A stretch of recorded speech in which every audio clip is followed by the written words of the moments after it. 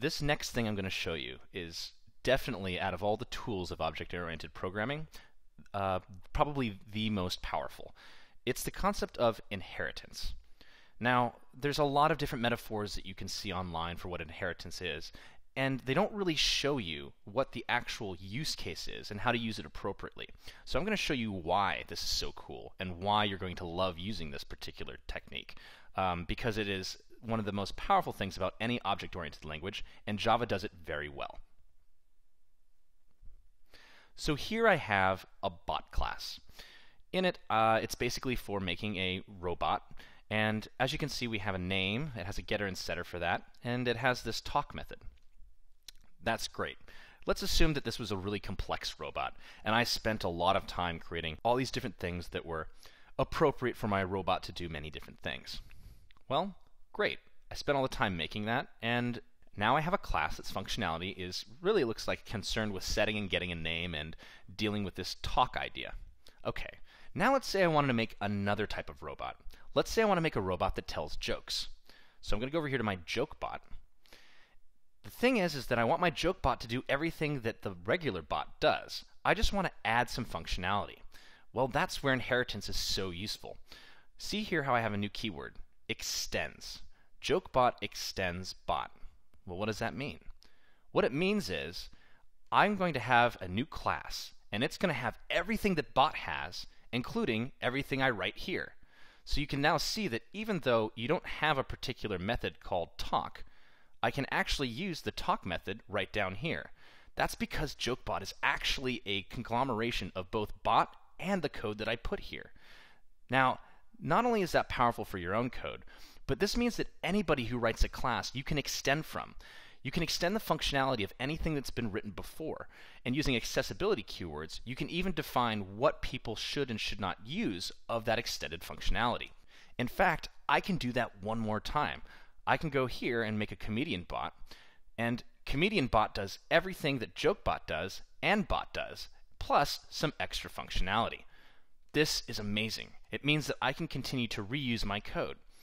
This idea of taking some particular object and extending its functionality through inheritance into different types of bots is called polymorphism. It's a really complicated word to basically mean that I have something that can turn into other things, almost like a transformer. You can even set up situations where you can take the functionality of something that was your parent class, in this case JokeBot, and you can rewrite it on the fly. Maybe the parent class does it in one way, but you kind of want to do it in a different way. So here in JokeBot, we have this thing that says say joke. And what it does is it runs talk with the get joke setup, and then it runs talk with the joke punchline. That's going to be two different talk commands. Well, let's say in my comedian bot, I'm like, well, you know, I really want it to just say it in one line. Well, I can do that by doing this override. Now, if I were to take this and use our technique of generators and setters, I'm going to press Command N. You can see that I have override methods down here. Using that, I can actually get a whole menu list of all the different things that I can override and change. So in this particular case, I'm going to say, you know that say joke? I want to change how that works. Well, it's going to go ahead and give me the exact same method signature, except we see something a little different here. We see this thing that says super. Super is a keyword that is replacing what your parent class is, your super class. In this case, JokeBot is our super class. So super say joke is literally saying go up and above, go to my JokeBot, and run this method, passing in the same parameters. Well, if I were to do this, I definitely would get the exact same functionality. If I wanted to then do something different, like let's say I wanted to log another thing that says, you know, bot, hey, that joke was funny. And let me fix this log statement. Okay, now what's going to happen is when someone says say joke on my comedian bot, it's going to do the exact same thing that JokeBot did, but it's also afterwards going to run this code. Well, what if I don't want it to do the thing that the JokeBot thing is doing? What if I completely want to override that? It's as simple as just deleting that line. And now I can actually override what say joke does on the fly.